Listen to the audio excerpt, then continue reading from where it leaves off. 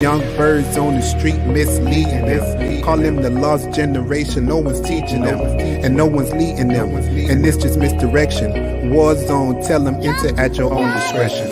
And they say that Jesus wept, so I ain't afraid to cry. But I ain't Jesus. Will I rise? I'm afraid to die. And if I said something different, I'm a faithful lie. But she never raised a sucker. I ain't afraid to try. And they say that Jesus wept, so I ain't afraid to cry. But I ain't Jesus. Will I rise? I'm afraid. Hello, world. Hello, world. Welcome back to another Saturday live edition, Street Services, live from 305. And tonight, I got another treat. Last week, I had a great treat. I had Queen B, the queen of BNN herself, Black National News. But tonight, I got another queen on deck, a queen that, in my opinion, possesses both passion and power. Oftentimes we have a lot of people that are passionate about something. We are all passionate about something, but we lack the power to do something, whether that's the knowledge to do it, whether that's actually people to help us do it, or whether that's actually the willpower to do it. But she has both the passion and the power. The passion to say this needs to be done, and the power to say, let's do it, let's get out and get it done. And she's doing it, much to my surprise, which I shouldn't be surprised, but I'm getting used to everybody on the Black USA News family. So, I'm getting used to the extraordinary people that's really in this family, and this is one of them, if not definitely one of the top ones. Ain't nothing, ain't nothing, no, no, no, no, no, ain't no modesty. Trust me, I was surprised today. So we have Miss Quida on deck. What's going on? How you doing? I am good. I am good. I'm over here blushing from that What? beautiful introduction. Thank you No, so much. no, no, Listen, no. I do what I can. I do what I can, and that's what I do. If that's what you can do, if that's what you can do, it ain't nothing you can't do. You know what? I love that. Yes, all things are possible through the power of Christ. Okay, because That I definitely can't do it by myself, right?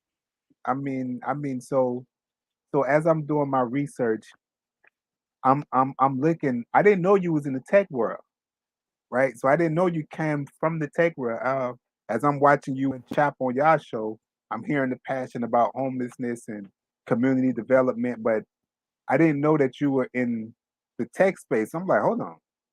I went to school for biomedical engineering, and I'm in this community space and this faith space.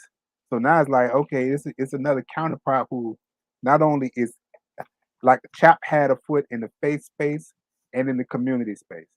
You got a foot in the faith space, the community space, and the STEM world, the digital world, the technology world, right? So that's what I'm saying. So you bring in a lot more power and Yeah. information to this community and this faith world. So let me pull up my notes. 1 second. Wake up. Switch the Look word at pad. that. Sorry. Mouse click. Stop listening. Switch the word pad. Stop listening. Okay, y'all excuse me. That's how I control my computer, but we want to get it in right now. So how did you get started in the tech world? Right. So I went to Spelman College and I got a degree in computer science and a minor in mathematics. But much like you, I started off in engineering, went to a couple of classes, and I was like, oh my God, I'm going to be here for like 8 years. Like it was a 5 year program. And I was like, I can't, these classes and overloading my schedule repeatedly, it just wasn't something I could get with. So I was like, all right, I'm going to just backtrack it to just computer science, take off the engineering, but I kept the math minor. And fresh out of college, I was living in Atlanta, thought I should be paid buku bucks because I had a degree, and everybody was like, nah, sis, you need experience. Where's that? And I'm like, oh, I was an intern. And they're like, no, no, no, no, like real life, real world experience, no database and the simple things that I had done. So I moved back to Baltimore because I tried to stay in Atlanta and I just kept, trying to make it hustle and it just wasn't working. So I moved back to Baltimore, lived with my parents for a little while and literally like a year. And then I bought my first house. And it was eye opening in so many ways. Like when I graduated from Spelman, girls were being gifted houses. And that was like money and a gift, an imagination, a vision I had never seen or had because I had never seen it. You know what I mean? So it wasn't something that I imagined. Mm-hmm. And so, in so many ways, like so many parts of my life, I recognize that representation does matter, but in a lot of cases, it doesn't. You know what I mean? And it always matters, but your self determination, you can also, make your table and, build your own table, build your own seat and say, never mind to all of that other stuff. But with all of that being said, I graduated from school, moved back home, got a tech job, worked there for a little while, moved up super fast. And then as soon as I was like a manager, I was like, you know what? I'm gonna go ahead and dust off this resume. At the time, it was not cool to be named Quida Chancey. So I used my initials on my resume. I used LT. Most people looking at a tech, resume, unless they know, anything about Spelman, they don't know I'm a Black woman. They're going to assume I'm a white man. And I was getting the Correct. calls that I needed to get. And once they heard my voice or saw my face, I mean, at that point, I can sell myself, I felt like. So nobody was turning over my resume because my name was Laquita. I mean, now you see it's everywhere. Like, I'm working for myself. I want it to be known. And not to mention, DEI is cool now. So people with my name, Yes. like, let's be real, like, right? So for the first 15 years of my career, if you knew me as LT Chancey. Don't try to say Laquita. It's nowhere in any of the, only HR knows that it's Laquita. Like people will ask, what's your name? Oh, don't worry about it. You probably can't pronounce it. Let's keep on moving. Yeah. Yeah. I mean, but like you say, now it's everywhere. It's everywhere now. I mean, they know how to say it now. I guarantee you that much. But They have to. Yeah. so you hold on. You majored in computer science and minored in math? Who does that? Yeah. But it was so many math classes. It was like the difference of like 2 or 3 classes. And I was like, come on, like I might as well. It was like Differential silly, equations, linear algebra, all of that. But somewhat in but there. that stuff was like, I felt like they were all even. It wasn't like now you got to go to physics 5 and Yeah, calculus 10 or something. It was like, yeah. now do physics 3 and calc 3. You Okay, might as we'll well. see. Wow. I mean, I wasn't even thinking about a minor. I surely wasn't a minor in math or chemistry or any of that. I'd have been trying to get arts, history or something. But that's crazy. Once again, that is a direct pointing to the power, right? This is before you in college, so this is before you're exposed to the reality of real estate, before you're exposed to the reality of what's going on in the community. You're already on a power mindset. So I mean, that's early. That's at an Yeah, early stage. I can thank my parents for that. My father was always like, "Oh, you're going to be an engineer. Look at," he would remind me of like houses that I had drawn for fun. So then that brings us to today where I designed a tiny home and then was like, "All right, well, let's build it." And then realized, "Oh, well, this budget is a little bit more than what I intended. So let's, figure out a different MVP." We can get into that, but what I was getting to is my parents. I was raised by both my parents, and I'm the oldest of 3 girls. Both of my parents went to college. Both went to HBCUs. My mother also graduated from Spelman. My grandmother graduated from Morgan. So HBCs, college life, like that was, I didn't know anything different. Yeah, Because that was again, ingrained in representation you. matters. Yeah.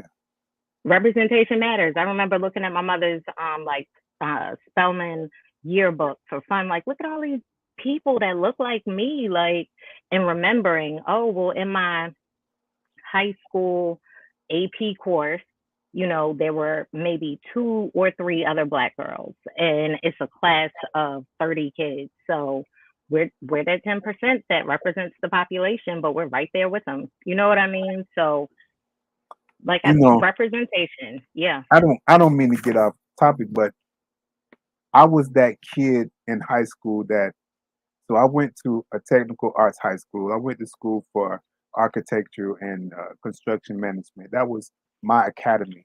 So it wasn't nothing And for high me to. school, And so right? I mean, but that's down here in Miami. That's very rare. Rare. So what I'm getting at Hmm. is how many of us are exposed to that? Because I didn't have mother and father. I surely didn't have three generations of graduates. But it was my mom not pushing me, but making sure you're gonna do something. I don't know what you're gonna do, but you're gonna do something. But to be Yeah, exposed to the level of success that you are exposed to, three generations. Your grandmother was a college graduate, your mother is a college graduate, you're a college graduate. Like you said, you didn't know anything but that. How many of us not only have the luxury of a two-parent home, but the luxury of multiple generations of college graduates, educated black people. I mean, that's a very small number. I it remember is. I remember walking into my and I had to play it off in high school. So I was always the cool kid, but I was the nerd on the low. So I played with Pokemon, I played with Yu-Gi-Oh cards, but I had to be fly. I had to have my kicks like you see behind me. I had to be Right. fly because I didn't want people to know. But then college, it became cool to be a college kid. So when I went to college, I remember the professors because before I mean dreadlocks, I got tattoos under all these shirts. I remember walking into classes and the professors looking at me like, such and such classes down the hall. And I'm like, no, no, no, bro. Look at your roster. What is syllabus at? This is my class right here. Yeah, I belong Yeah. right here. This is my class right here. What is syllabus at? I ain't even worrying Yeah, about you. I ain't even worrying about your calling your roll call. I know where I'm supposed to be. What is syllabus right, at? So, like you right. say, representation is not many of us, especially in the STEM space. Um, it's not many of us. So, for you to be exposed to that at an early age, I mean, that's a great applause to your family, multiple generations. Can't just say your mom and your dad, but multiple Right. generations. And it was intentional because my parents, my father was raised, he wasn't, I don't know that he was born in Newark. I want to say he was like born in the South, but he did his teenage and former years in Newark, New Jersey, like crack epidemic like crazy. My mother, same. In Brooklyn, New York, crack everywhere. So came to Baltimore. It wasn't that much better, but it wasn't as bad. And then we went to Baltimore County out in the suburbs. So they were very strategic in recognizing that unless we have money for Baltimore City, like private schools, we need to figure out the school system. Okay, let's move to the suburbs. And that was where the better school systems were. By the time I was in middle school, magnet schools existed. So I was able to go to a school for performing arts. That's when I just told the system, guess what? I think I'm smart enough for algebra 2. I'm skipping pre and first algebra. I'm going to do that over the summer. And that's what like catapulted my math thing. Because again, the whole time my father's in my ear, like, you're great at math. Like, let's play this math game. Like, again, just like you, super nerd. I would get Christmas gifts, and my best friend would be like, "Did you ask for that science body image thing?" And I'm like, "Yes, yes, I did." And you can still go in my room and play Sonic the Hedgehog. Like, get out of my Yeah, face. I'm gonna rock with this right quick while you go ahead and learn that. You know what I mean? Like, it's duality, and we can do all things. yeah. I mean, we definitely need those. We definitely need those role models. But you transitioned perfectly into my next question, with that technical background, as you said, you designed the tiny homes yourself. So how much leverage did that? Well, according to you, you've been drawing houses since a shorty. So with that tech background and going into actually designing these tiny homes, what amount of leverage did you have from your father being in your ear from a young girl, the math background, the engineering background? Was it like, okay, I see these needs, I can design these in my sleep, AutoCAD, whatever, let me get it done. Did you have Yeah. a whole lot of leverage? Yeah, it was very much like that. It was I get the busiest in the winter because it gets dark so early and it like makes my brain crazy. So I have to like get it out. And so I'm like, okay, well let me figure out this homeless thing because in Baltimore they were like dismantling the biggest encampments here. And I'm like, well, if you're dismantling them, like what policy has changed? Where has a new home opened? Where are these people going? Like you're dismantling a community and it like threw me off. So I'm like, okay, well, let me figure this out. Well, I can build some tiny homes. Are tiny homes legal in Maryland? They're not legal in Maryland. Policy can be a part of our advocacy. I can get volunteers to help me build. Let me find a black builder or a woman builder. I found a woman builder that I could drive to in less than 4 hours and like reached out, called her. And I did talk to other people around, but it wasn't the same. And when it came down to it, it was a woman builder, right? So she and I talked for maybe 3 weeks. And, I started building again, leveraging money that I made as a computer science major in the tech world for, like I said, 15 years before I decided to start Smalltimore. So I had the knowledge, I had the network, I had the funding to, you know, use it as something to build community around. And people love tiny homes. So as soon as I can figure out a way to tote this little girl around Baltimore, that's what I'm gonna start doing. Because right now she's in Virginia. I mean, so you touched on another thing, like once again, power, not just passion, but power. So now you got a woman builder. So now you empowering woman developers. Not just you with the standing up and being a sight to see for women in STEM and engineering. Now you standing up to see a sight to see in women in actual development, women in construction, women in design, other than interior design. So like you running on all cylinders when it comes to empowering not only you and other little girls, but other women. Like I'm sure you didn't plan on that woman falling in your lap, but that's how it turned out. And I mean, everything worked out smoothly. So this is not only a good thing for the actual community, but it's also a great for the demographic that is even lower than us being in STEM, which is girls in STEM, right? A Right. lot of girls are not that they are not there at all. So I mean, you're Not at empowering all of all. them.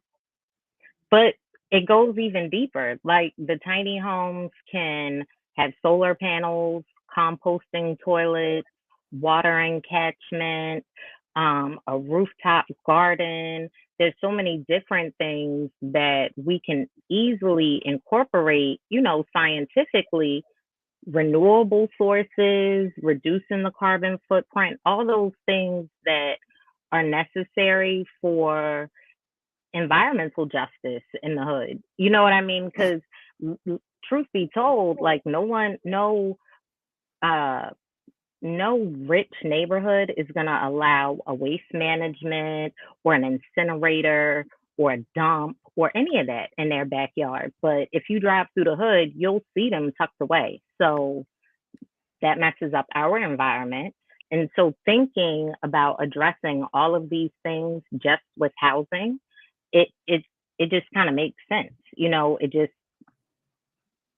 to It me, does. I mean, you hit on it, a trash pile, which you go to a suburb and say what a trash pile is, they probably don't know what that is. But you drive through the hood, you see a trash pile on every block. You got somebody done threw away a TV, somebody done threw away a furniture, somebody done threw away this. That's a natural occurrence. I remember. I mean, we shouldn't have been doing it, but you see the even it's in the movies that Lauren Hill that thing video, you see the kids jumping on one of the old mattresses, right? So you got the kids even jumping on old. I mean, that's a normal, that's a regular occurrence in the hood. And like you say, that's bringing down the the the value of our neighborhood, which they're trying to get in and clean it up. So I mean, it's a good look, not only for what you can do with the tiny homes, like you're saying, you can incorporate all type of, landscaping. That's the landscapers can get hired. Now you got waste management, you got the plumbers can get hired. You got solar panels, that's more electricity and engineering, Electricians, electricians, absolutely. you got the renewables, which is nobody. Listen, I'm in Miami. You hear me? Climate change is real.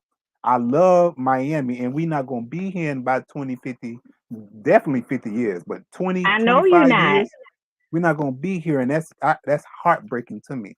Right now, when it rains, South Beach is underwater. Everybody I loves know. South Beach. If it rains down here, just a regular rain, it's going to flood South Beach. Can't get over there, can't get off. So it's real. It's really real. And I knew And it was because I'm starting to tell my family, oh, winters in Baltimore aren't that bad. It's kind of like a winter in Atlanta. There is no way in hell that a winter in Baltimore, Maryland should be like a winter in Atlanta, Georgia. But because global warming is real, it's like, okay, yesterday we had 60-degree weather. What? so now you touching on weather. Last week, Miami hit 32.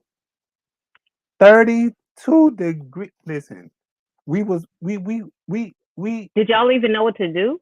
we How many that was the water main coldest. breaks did y'all That was have? the coldest since Wow. 2010, right?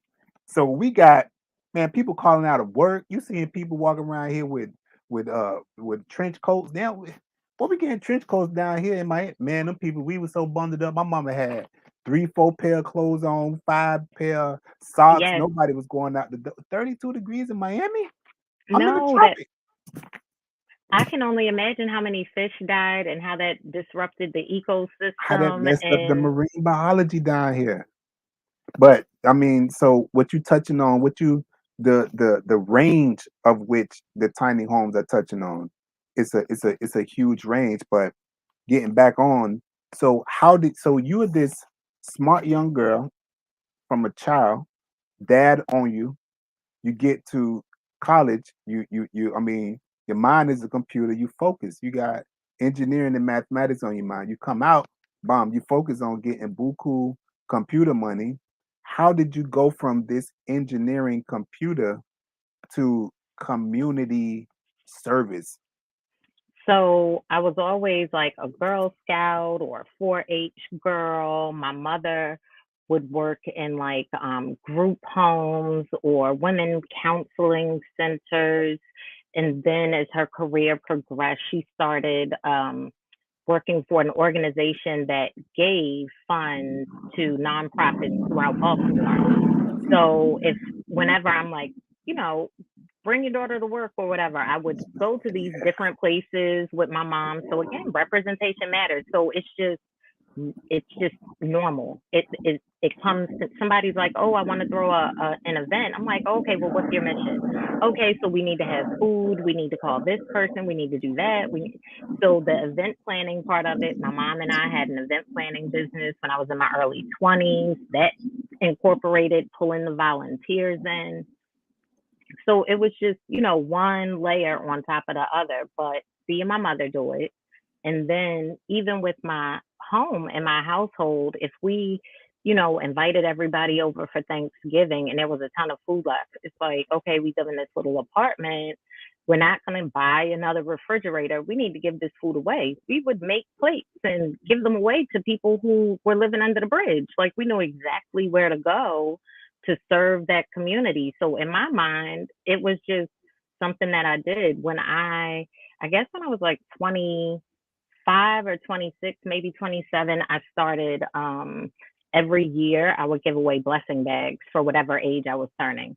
So if I was 27, 28, I would give away those many blessing bags to people around the city, and it would have, the hygiene things, of course, some socks, some water, like a gift card to Subway or whatever's in that area. But it was a consistent thing. So it got us to where I noticed that, hey, all the places I used to go to give these blessing bags away, they're not here. Like what is happening to the community that I'm used to seeing and being able to just, throw, hey, here you guys go. We made some food, or I got these blessing bags. It's my birthday. So you get to partake in me partying, this, that, and the other, da da da.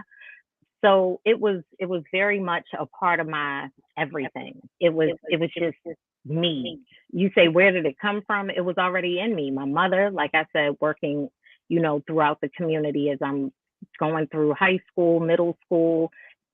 I was a brownie and a Girl Scout, like I said. So that mindset of giving back to community and being around other women and building, and girls can do everything. I heard that all my life. So when I got into the tech world and I'm sitting at these tables with the IT people, I know that I'm a different kind of person, but I went to Spelman and I was in a whole class full of computer scientists. So I'm comfortable to know that I might be the only one at this table, and I'm comfortable at being the token. I'm good at that. I've already changed my name to LT. It's easy for you to introduce me to people.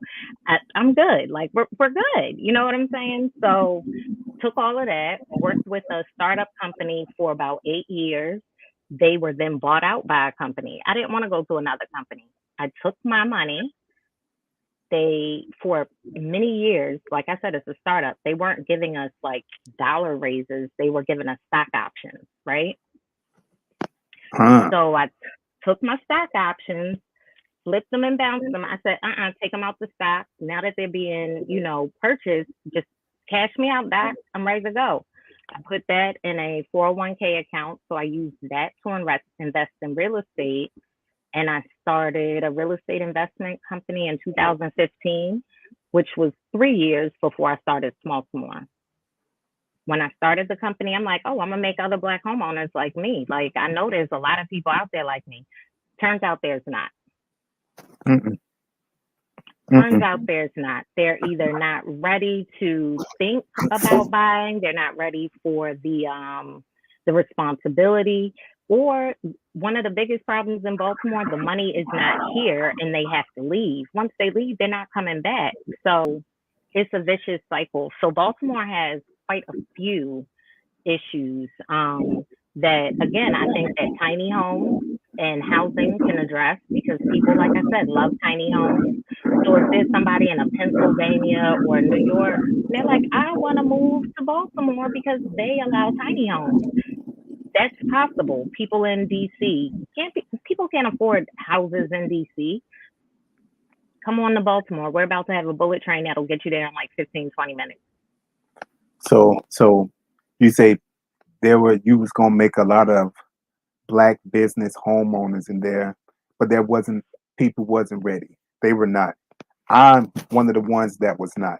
So once again, I'm on the other side. So you have this great rich legacy of knowledge and wealth of good deeds, community actions passed down. Me, something different. Being down here in Miami, everybody is here in Miami. So the tourists is coming, whether they coming to South Beach or they coming from Orlando or they coming some. So we always seen the homeless. Growing up, we always see the homeless. We call them the bums, right? We see them coming around picking up cans. And Yeah. sometimes my granny, my mama, half the cans in the backyard, and the bum will come knock on the door. My granny be like, "Go get them cans for such and such." We go get the cans and give them to them, or they come through. You got $10? Yeah, I give you 10. You gonna wash the car? They come cut the grass. Is that and the fifth? So we interact with the homeless like we know them. Um, Yeah. so it's a different thing. But as I say, the one thing that came out of this tragedy from this accident was it made me touch a part of my humanity that I would have never touched if I had not been set down. Meaning I was always the smart kid. So I'm not going to lecture because I'm going to just take the test. I'm gonna holler at you at midterm and let me know when the quizzes come. I'm just gonna show up and I'm gonna pass. I'm in for lack of a better terms, I'm being lazy because I know it. So I'm just Right. out. I'm just running around. I'm doing what I want to do. And I was in Gainesville, so you were around rich legacy, African American. I'm not. I'm with the Gators, so I'm there when Tebow was there. I'm there when Noah was there. I'm there when Right. the Pouncey brothers was there. So it's all party time in Gainesville right now.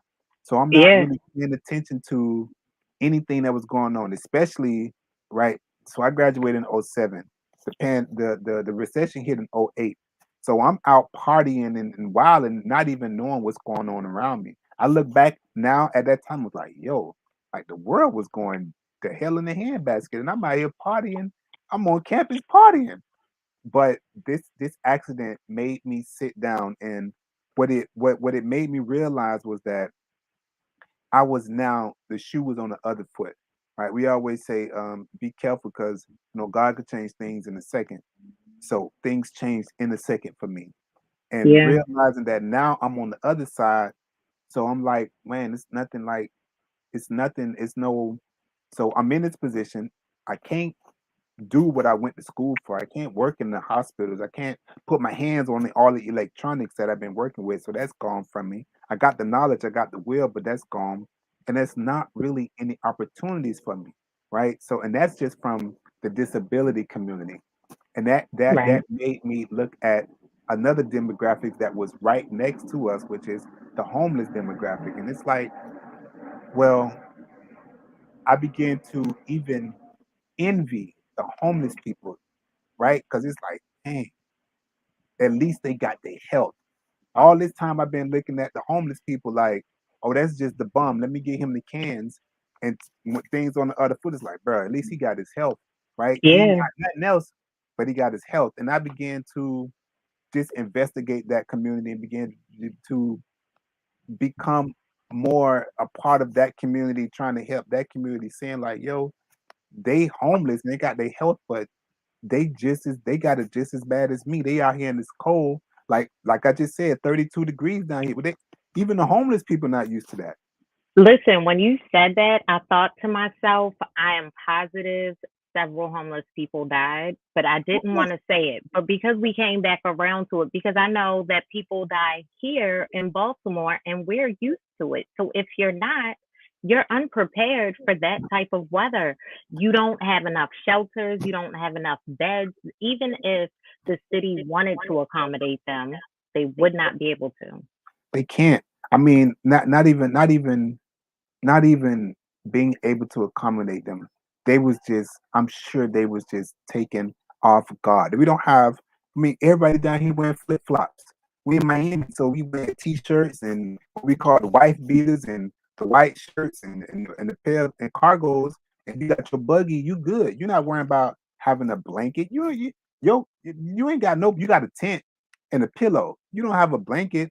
So you're right. I'm pretty sure a lot of people passed away this past weekend because it caught them off guard. So I just became more interested in that community more so than the disabled community because I know if I can help them, then I can help this community.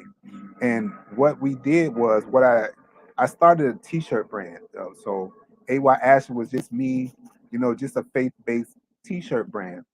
And what I wanted to do was I wanted to make like a boutique instead of just going to give like the clothes to the homeless people in the plastic bag. I was like, what if we made like a pop-up shop? Everybody got pop-up shops.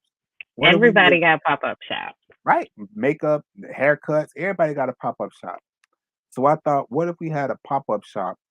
We got these same old clothes. Once again, climate change. So you would be amazed at how much of a carbon footprint that fast fashion is having on our environment. It's not so much a lot. If I often ask people, what has the biggest carbon footprint on our environment? And the first thing they say is transportation, because of all the cars burning coal, the trains burning coal, the ships burning coal, the airplanes burning coal.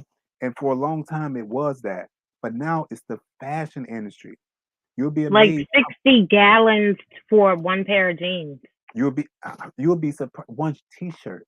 You'll be surprised how much of a carbon footprint from actually planting the cotton, growing the cotton, getting the cotton from the field to the manufacturer, mixing it up, twining it up, getting it ready, sewing it into a t-shirt.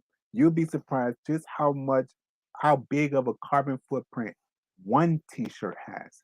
And then you got companies like H&M and Zara and Forever 21. They banging out all of this. They banging out the fast fashion. So I'm like, what? And then we often donate things. We often say, we got so much stuff, we got to give it away. We ain't got enough room Right. for it. And the Right. first thing we do is we think about the Goodwills. We think about Salvation Armies. And what they're doing, they're taking your donations that you give for free. You're not doing nothing but trying to get off some clothes, and they selling it. So, and now you have the millennial thrift stores where you got Nasty Gal. Like I saw a movie on Netflix about her flipping clothes from the thrift stores. Now, what they call it thrifting. So now they Yes. are even going through the thrift stores and starting their own vintage boutiques and that and the fifth. So now these clothes that were meant to go to the homeless, not only are they not going to the Goodwill marking up the price, but now these young millennials are getting them, and they got vintage boutiques now. So what was meant for the homeless is not getting to their hands at all. So I'm like, okay, let's do something. Let's make a boutique. Let's set it up just like a boutique and have them come and have a shopping experience, not just a bag of clothes or not even being able to go into a Goodwill and pay that $5 for a shirt. They'll use that $5. Yeah, the shirt was $50. Now it's five. That's great, but that $5 they gotta get a sandwich or something. With that five, they can't pay it for that t-shirt. So we had I started Asher's Closet. We had our first event last Christmas. And man, I had a blast. Like we set up the tent, we got the racks, we set up like the display with the heels and the purses. And when we let them Right. come through, man, they were like, I ain't never seen nothing like this. I was like, bro, me neither. I ain't never seen nothing like this. This is my first time Me doing it. neither. But I Right. had we had a great time, and it's not only like you saying you're empowering the homeless by giving them a place to stay, even if it's a tiny home. And people appreciate that.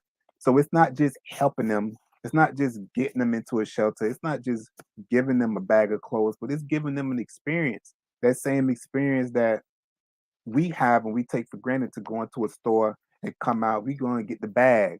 We coming out with bags. Going if you want it, go and grab it. But these people don't have that.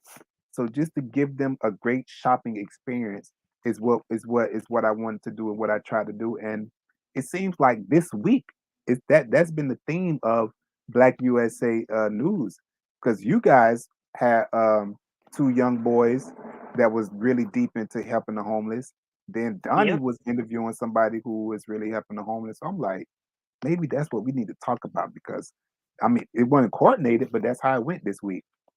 Listen, and part of like again, I'm gonna keep it coming back because it does. Representation matters, right? So when I would go out and give these blessing bags or what have you and speak to the community, I often saw people that look like me.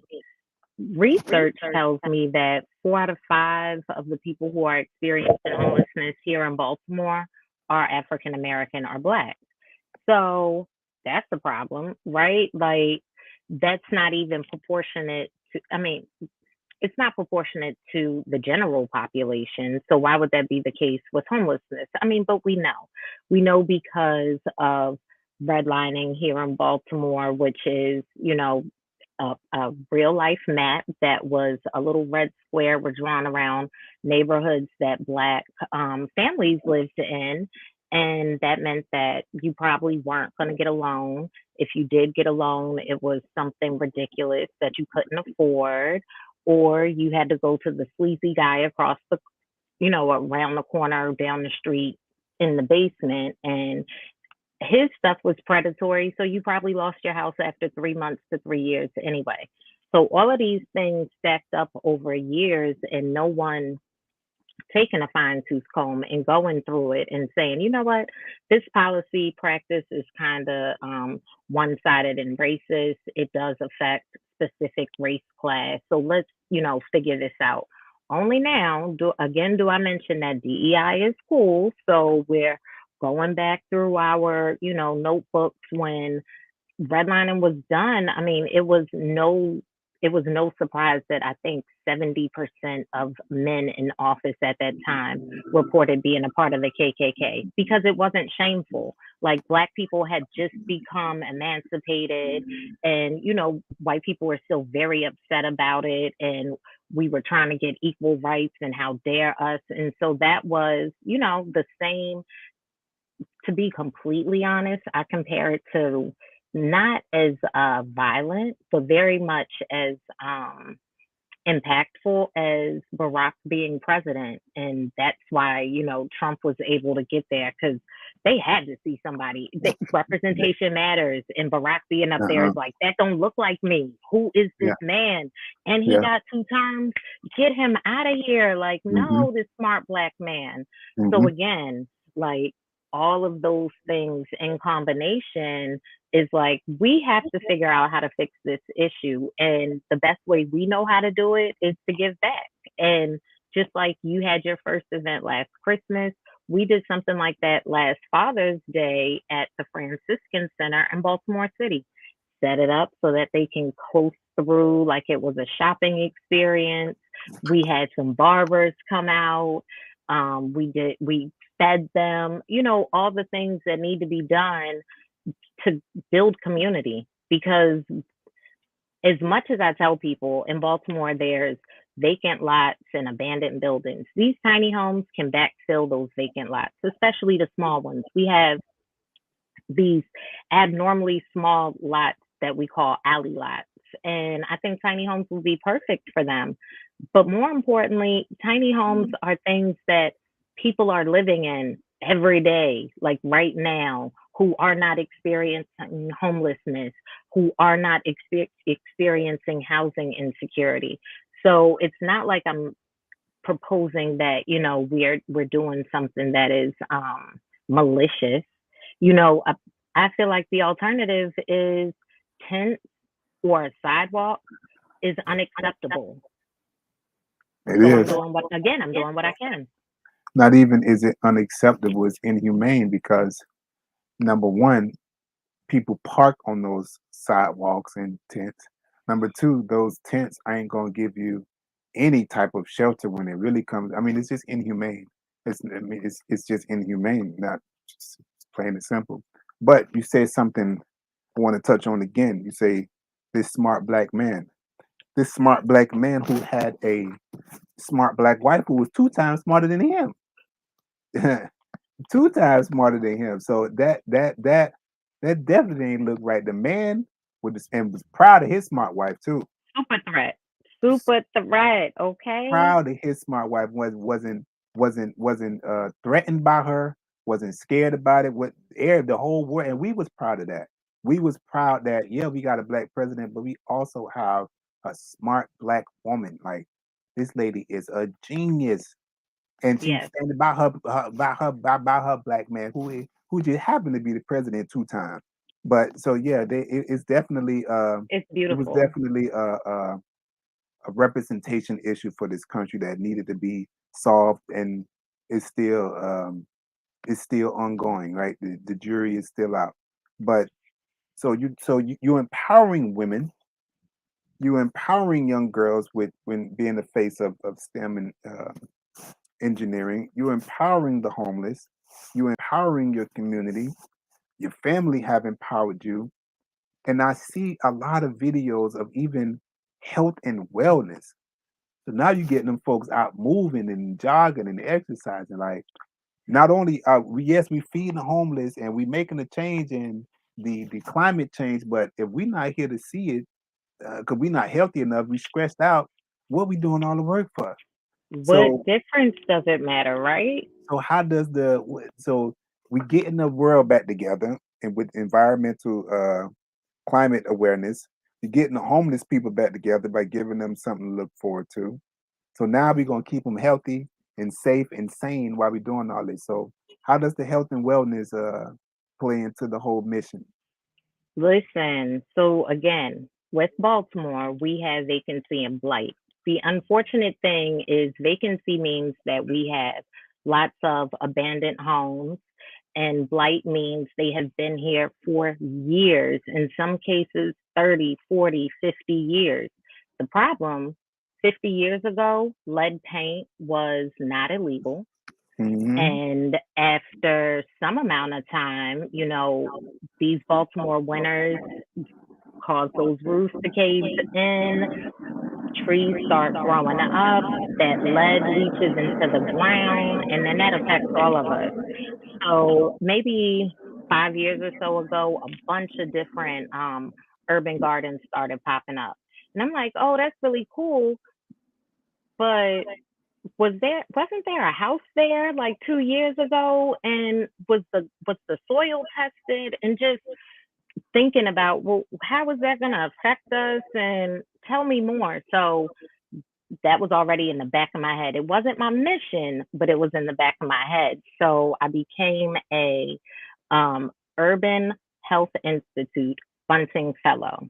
They have a leadership program where they want you to partner with Johns Hopkins staff and faculty and build community, and you get to hear from different organizers and professionals, and it's a year-long program. So during that program, we kept talking about health disparities and hearing specific issues specific to Baltimore. And then there's a book called The Black Butterfly, written by Dr. Lawrence Brown.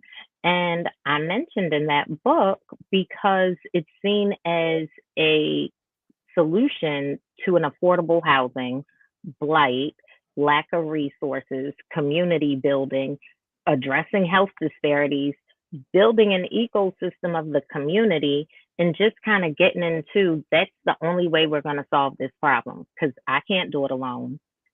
You can't do it alone.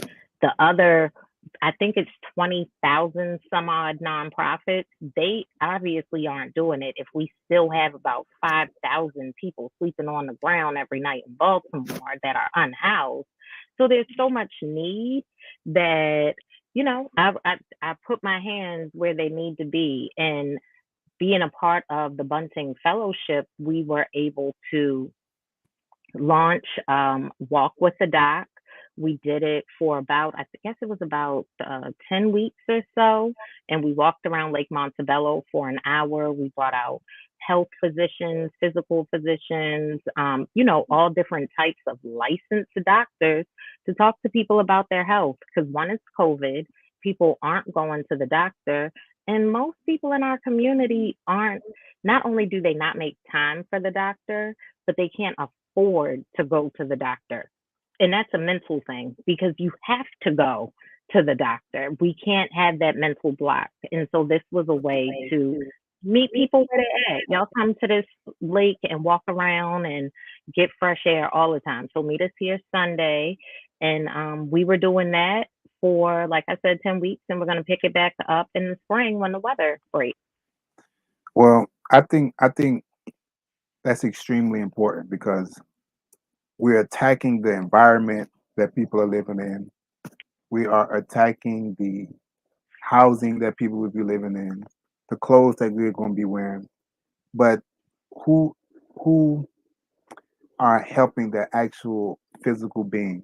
Because they can come to this event and have a great time at this event and then go to a curve, or they can come to this event, have a great time at this event, get good food, and then go and be stressed out all day and all night because this the only meal they done had in a few days. So I feel like attacking the health and wellness is a huge thing. As you said, not only do we not make time and we can't afford it, it's a known fact. Black people don't go to the doctor. Black people don't go to number one, black people don't go to therapy.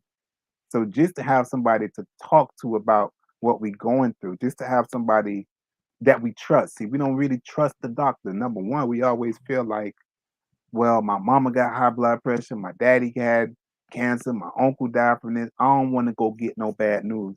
So, and it's not normal for us. A lot of white people, they go to most of the time, only time we go into the doctor is to get our shots to go to school. That's the only time we go into the doctor on a consistent basis. After we got them shots, It ain't no annual checkup. It's not checking our eyes. We're not going to the ENT, ear, nose, and throat doctor. We're not really going to no. There is no annual checkup. So to No. actually have that accessible to these people, alongside educating them on the environment, the soil. Yeah, y'all planting these gardens, but do y'all know how the soil is going to affect these fruit that we're eating or these vegetables that we're eating? So educating them on the environment, educating them on their health, educating them and providing housing. I mean, that's huge, especially the health and wellness, because health is wealth. Trust me, I know better than anybody. Health is wealth. So to attack that head on, that's a blessing. That is a blessing for them to have. I'm glad that you recognize it. Every now and again, I get a different vibe from folks just because I feel like people like to control, a group of people. So they benefit from a group of 5,000 folks not being housed. And to me, that's just crazy when we have over 16,000 vacant homes in Baltimore. Like, we can literally solve our own homeless problem. I mean, That is crazy. Most cities, like a Miami, you don't have enough housing to sustain the home. In LA, they don't have enough housing to sustain the homeless population. In Oregon, like, Baltimore has a unique problem, and to me, it's not a problem. Like, it's a matter of doing something, to be completely honest. but we know this is it's systemic, right? The UN released a press release saying 2% of Elon Musk's net worth can solve the homeless problem in the world. This 2% of his net worth, and he's not even rich as Jeff Bezos or any of them, right? So this is not. It is systemic because without the homeless or without poverty, right? We ain't even got to go all the way down to homeless. Just without that poverty line, who is working at Walmart? Who is Right, working because at it's a class McDonald's? issue. Who Yep, who it's who is doing these jobs that make me our big essential money? workers that we now know. Who is going to make me my money? So I can't solve the problem. I mean, if everybody is educated, if everybody like me right now, so I'm real big on financial advocacy and literacy, right? Like you say, the knowledge, the information is there. Instead of on TikTok watching somebody watching cat videos, or instead of on YouTube, you can go to YouTube University or the University of Google and get all this information on investing. On you got Wall Street Trap out there, you got Earn Your Leisure out there. I mean, we are Black Wall Street now, right? Absolutely. Donnie wrote the book I Am Black Wall. That is a literal thing, right? The We movement Yes. towards financial freedom is here. But as Tajmir said, a lot of people don't tune into her show, and she don't know why. She dropping gems. Yeah. She's dropping gems. But it's We hard. don't That's tune in. why people have to sacrifice. People have to sacrifice because if I'm going to the club, or even better, if I'm buying Starbucks for $5 every day, but my car sometimes runs out of gas, like, what, you making the wrong life decisions, and people don't want to sacrifice those life decisions. So hopefully they will show up and they'll learn that don't that's 25 that's $25 a week. That's $100 a month. That's over $1,000 a year. Like, you could have, invested in whatever your car needs, because I'm sure it needs new brakes or a tune up, or you got to get your insurance or your new tags, something. But we don't think that far ahead. It's just like, well, I want coffee and I want Starbucks. So it's a whole mindset thing in addition to applying that financial literacy. Because just like you, we do financially lit workshops. We're like, hey, you want to know how to get a tiny home? Let me tell you how I got mine. I don't know how everybody else is doing it, but at the very least, I can tell you exactly how I got mine. I would say, I'm in a pretty unique situation. As you can see, it ain't too many jobs gonna hire me, and my health is extremely important to me. My health insurance, all of these things are bills that need to be paid, and who gonna hire me? So thinking of ways to hire myself. I needed to get into investing. I needed that knowledge. I needed to know Yep. how to work my money, right? So I would say this. Anybody listening for here today or forevermore, just start. Read The Richest Man in Babylon and or Rich Dad Poor Dad. Just start with them two. Rich Dad Poor Dad and The Richest Man in Babylon. Pick them up. They're very easy to read. I think that I say this all the time to a lot of the people I talk to. Instead of, by the time you get in what third, fourth grade, we're reading Chicken Soup for the Teenage Soul or Chick. We don't need no more Chicken Soup. They need to be reading Robert Rich Kiyosaki, Dad, Poor Rich Dad. Dad Poor Dad need to be in every third grader's hand, but it need to be in their hand, right? So Yes, that has exposed me to, I won't say I'm set, but I'm on my way to being set, right? To where I can work. I got jobs. I'm starting businesses like this, right? There's no excuse. absolutely. So when it comes to, but like you said, it takes work. So I had to read on a Roth IRA, a 401k, a solo 401k, which is what A they really don't, solo 401k. what they Yes. really don't want you to know about. Heck The, no. the, And that's the how I invest. Go ahead. Oh, okay. The HSAs, what they really don't want you to know about. These trust funds. I said this on the previous podcast. We talk about generational wealth, right? Generational wealth is the biggest buzzword on the internet right now. Like It really is. if you're trying to write a blog and Boost you your want to do it SEO. right, you hear me? You going that click that price per click is through the roof for generational wealth because that's the big thing right now, which is fine. We need it. This is a report from the Federal Reserve that the millennials to Gen X, Hmm. we will have the biggest transfer of wealth ever. $62 trillion will go from our generation, the millennials, to the next generation. Wow. 62 trillion. That's because a lot of us are millionaires, YouTube millionaires, Instagram. We getting out. We getting out. Real estate, stock Yes. market, stock options, investing. We getting out. Even a bunch of those MLM situations that have been around for years and years and years, like those multi-level marketing millionaires. So many, but yes, We getting out. We getting out. 62 trillion will go. Nothing came from what the Gen Y, which is our parents to us, and definitely nothing came from the baby boomers because all they was doing was working to get the Gen Ys where they were, and the Gen Ys, like my mama, was working to get me where I was. So now the millennials, I mean, it is the age of entrepreneurship. So two generations, our grandmothers, our mothers, and now us, we did it. We did it. And now right. we will pass on $62 trillion to the next generation. Now, that's great. You made all that money. You made that money. That's perfect. Now, how you gonna transfer it? Do you got a will? Do you got an irrevocable trust? Do you know about a trust fund?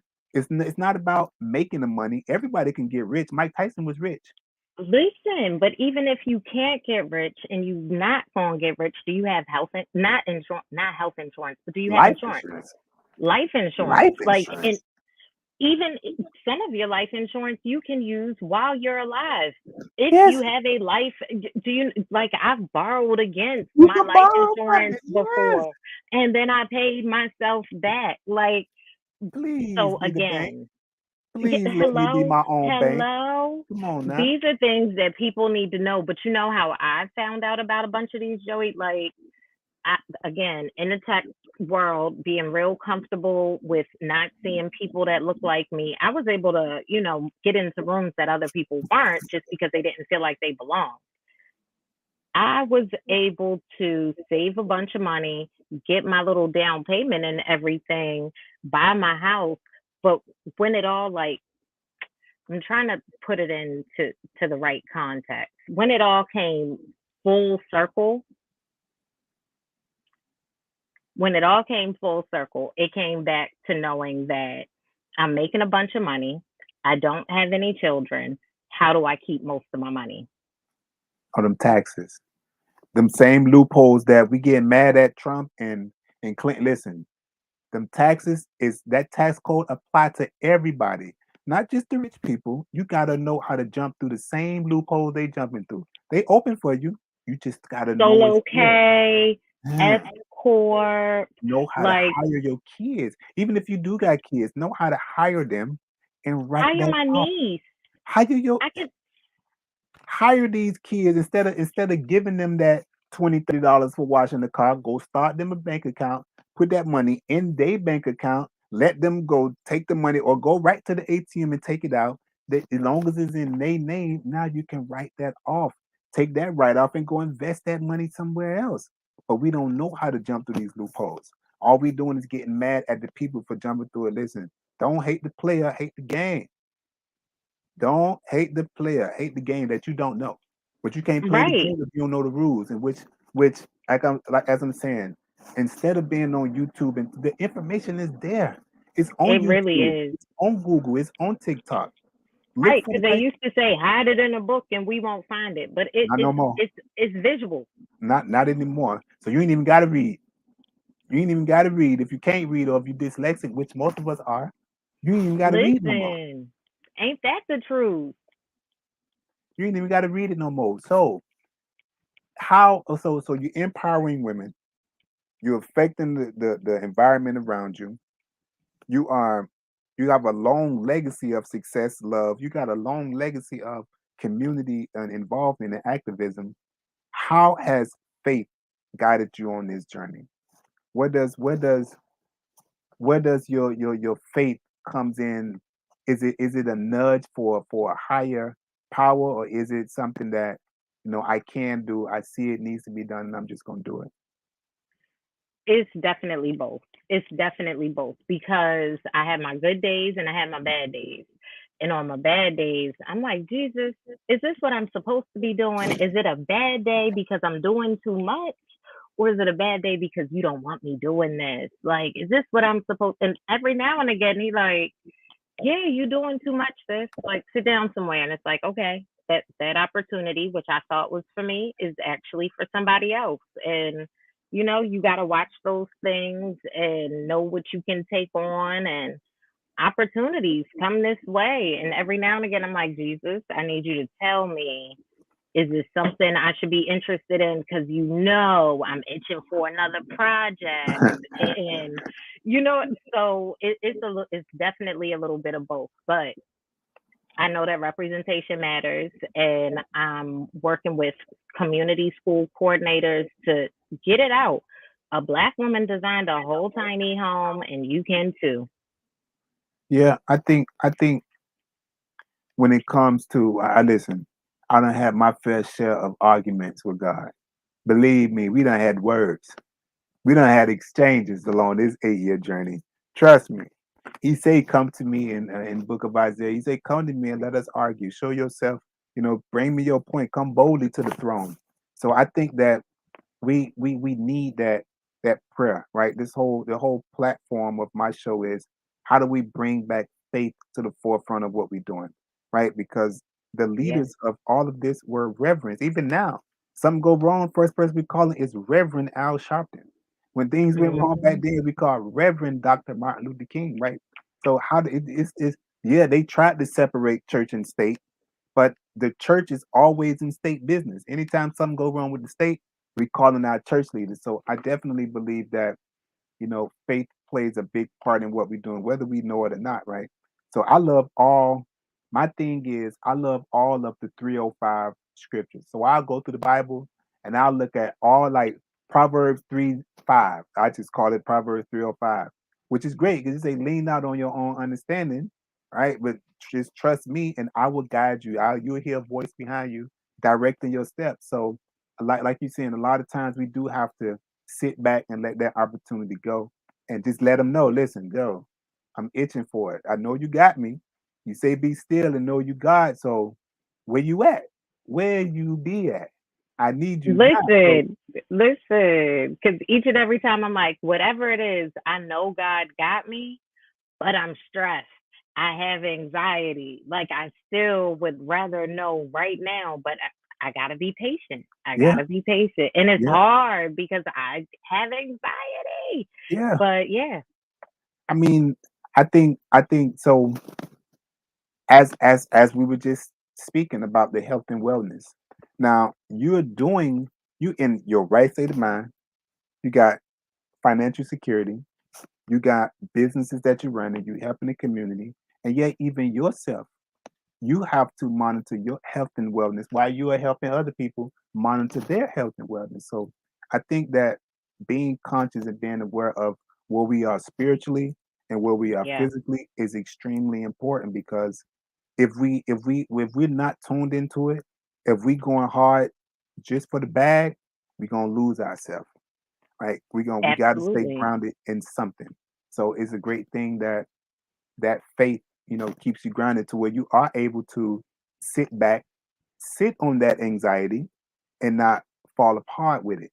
So I mean, Right. you definitely gotta But stay wait, grounded in let's something. be clear, Joey. Every now and again, I do fall apart. Like literally, I said to my boyfriend, I said, when we get home, is it okay if I go upstairs and fall apart? He was like, why you gotta go upstairs? I was like, I know you want to watch the game, and I'm gonna respectfully just go upstairs and fall apart real quick, and then I'm gonna write out my proposal and just like every now and again, a good cathartic. Let me just let this all out, and then you got to move on because the work doesn't stop. But that's not falling apart.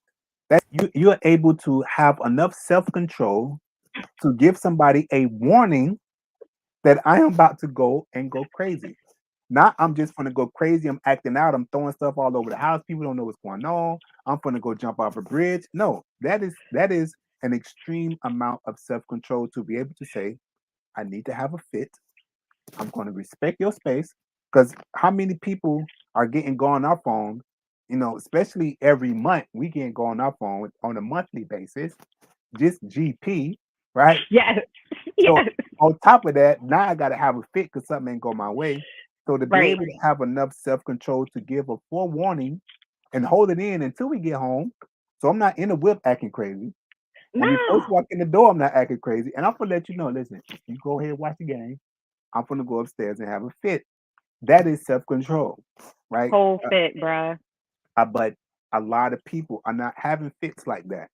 They're having Yeah, fits at work and they shooting up the job. They're having yeah. fits in the schoolhouse and they shooting up the school. They're See, having fits. I quit the job before I got there because You I see, could feel my blood boil every now and again in meetings, and I'm like, this is bad for my mental health. Why do I come here every day? so if we don't stay grounded in something, now I know that's just craziness out there in the world. But if we don't stay grounded in something and have enough sense, they say common sense ain't common no more. Common sense ain't too common, right? So to I have say enough, that. Yes. my mama who just walked in and walked back out, that's her thing. It's common sense ain't too common, right? So to be able to have enough common sense and faith and control to be able to let it out in the right way and to be grounded enough to know or to have enough respect to be grounded enough to know that I don't need to take this out on this person. It ain't got nothing to do with them. I need to take this up with God. Me and God gonna go have a conversation. So that's a great deal of self control and faith to know that He got me, but I'm gonna snap right quick. Yes, yes, and it's been a long time coming because she used to snap on everybody. Like being mean was my thing, and I don't even know where all the anger and animosity came from. But people took to it like they just were okay with it. I'm like, why were y'all okay with me being such a big B? Like I don't understand, and they tolerated it. I We guess used because to there it. was some love behind it. We used to it. We I mean in our community, we used to somebody snapping, whether it's on us because I just got fired, or I can't pay the light bill, or I can't get to where I got to catch the bus, or I done missed the bus. So we used to people snapping. I mean, it's like we deal with it because man, she just going through it right now.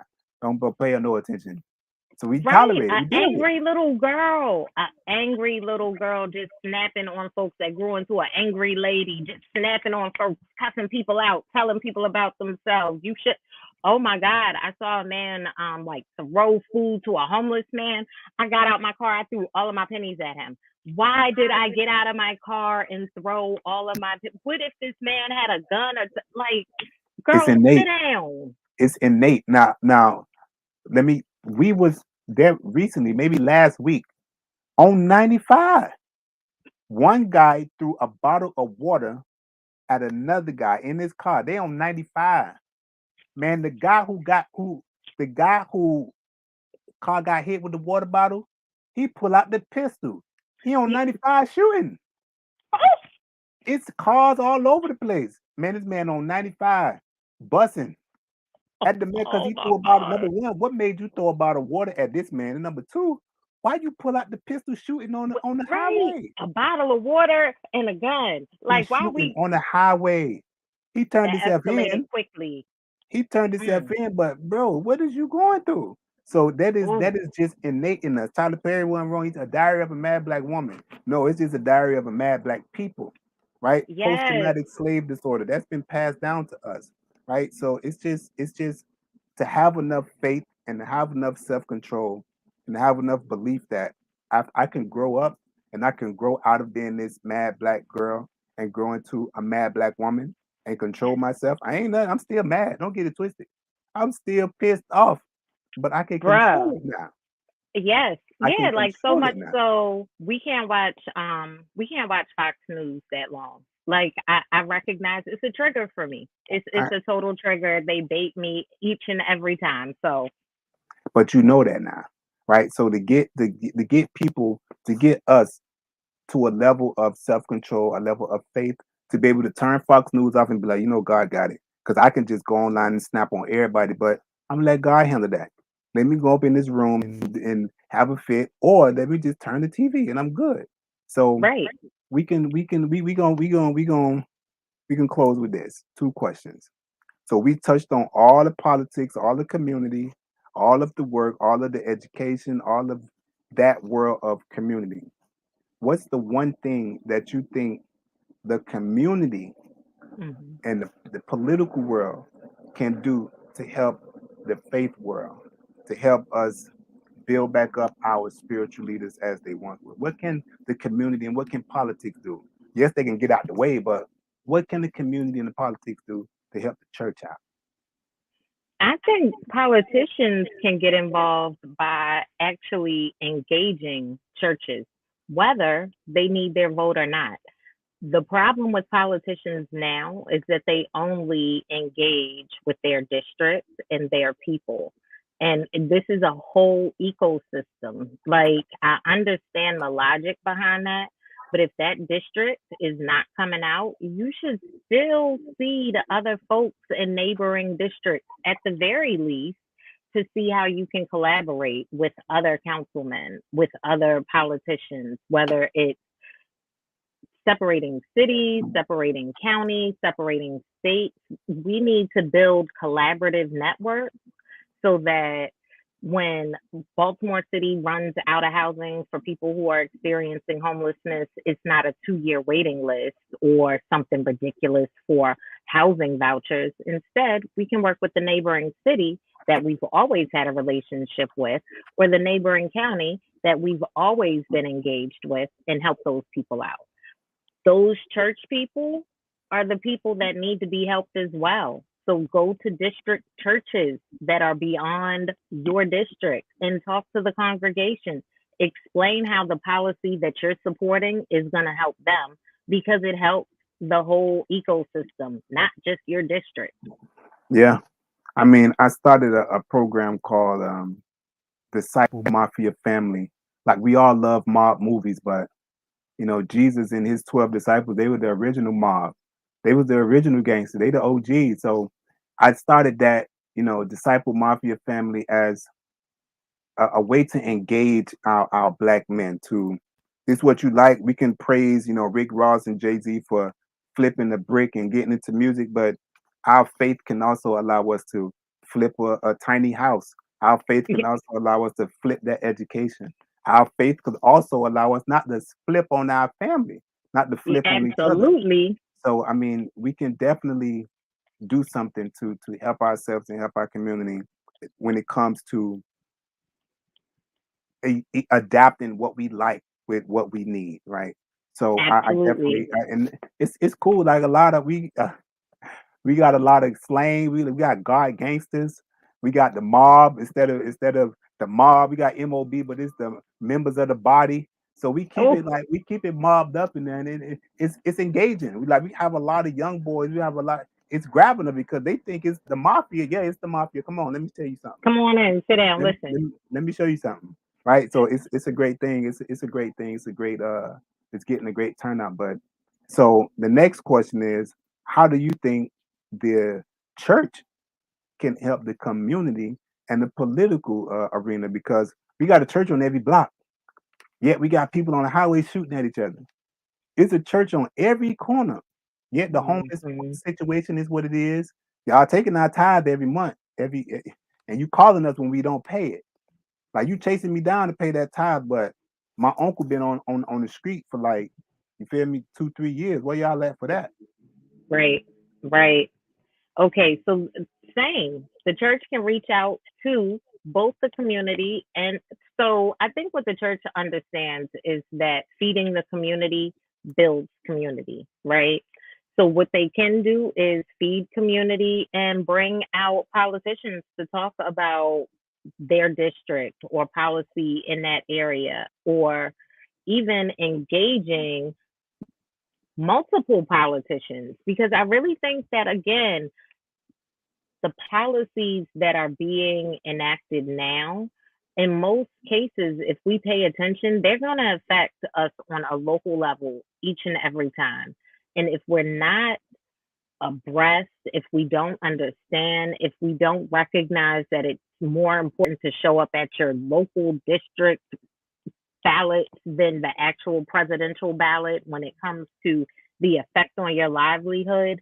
These are things that we need to hear regularly. Because I know as a child, like all I was, oh, I'm gonna vote for the president, vote for the president, vote for the that's all we heard. And then I get as an adult, and it's like, wait, we gotta vote again? Didn't I just? What are we voting for now? Midterm And elections already here. you The see what I'm midterms saying? already here. The General Assembly is going on right now until April, and these are things that if the community knew, they could apply pressure to those particular politicians that are going to need those votes. What is it that you're proposing? What is it that you're favoring? What is it that you're supporting? Tell me about what you're doing so that I can understand how my community is going to be affected. And one last thing, everybody needs to record everything. Stop expecting people to show up. Like, people are hustling to survive. Tra- the transportation system in most of our communities is subpar. Trash. Do you see what I'm saying? Trash. So it's a transportation issue, it's an environmental issue, it's an educational issue, it's a resource issue, it's affordable housing issue, it's the air quality, it's the quality of food and assets like banks and grocery store. All of these things are tied to housing. And the politicians, the churches, and the communities can all change it. So I would say that, and what we don't know is in 2008, these banks, these hedge funds, these politicians, they came into the black churches like a flood, and they Oh convinced me yeah, time with them paid. subprime loans. They Uh-huh. paid the preachers. They called them wealth building seminars. They paid the preachers to push on us them subprime loans, which is why black people were hurt the most when it fell. So we can definitely, if the church was able to affect all of us in that way, to get all of us to take them subprime loans, that same church and that same influence could help all of us get these people off the street, can help all of us know what's going on. Not just vote for the president, but vote for our judges, vote for our sheriffs, vote for our local police chiefs. That same Yeah, influence, it's there. The same it way we is. can call Al Sharpton when we're in trouble, we need to be listening to Al Sharpton when he talk about the word. It's the same thing. We can't be biased. But listen, man. Last week I gave y'all the Queen of News. Tajmir gonna give you the 411 on what's going on in the world. To this week, I gave you the Queen of Power. I'm talking like women empowerment, a legacy of power. 3 generations back. Who knows how far back it goes? 3 generations of power to now empowering people, to now empowering young girls, to now empowering and protecting our environment. Even down to, even if the house gets tore down, what's up with the lead in the soil? People ain't even think about that. But going so far deep into that, so the power queen, right? We got the Power Queen on deck. I hope y'all listen. I'm gonna go back and watch it. I'm gonna go back and watch it because you drop gems that I ain't even really think about or pay attention to. I always go back and take notes, but we you definitely gave us a treat. You definitely gave us some info. You definitely gave me some info. You definitely dropped gems on me. So I appreciate you coming. Let everybody know where we can find you at. Where can we locate you? Okay. So Laquita Chancey on LinkedIn. You see me up in this corner. And then Smalltimore Homes on Instagram, Facebook, all the places. And we're online, smalltimorehomes.org. We're a nonprofit organization right here in Baltimore doing what we do best. Thanks for having Okay. me, Joey. This was an amazing conversation. And it's gonna continue. It's gonna continue.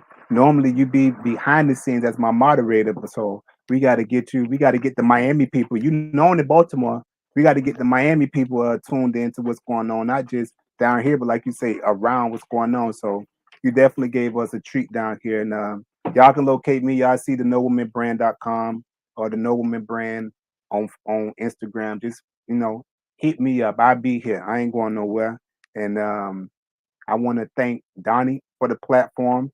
And we're gonna keep it coming, man. We're gonna keep it coming.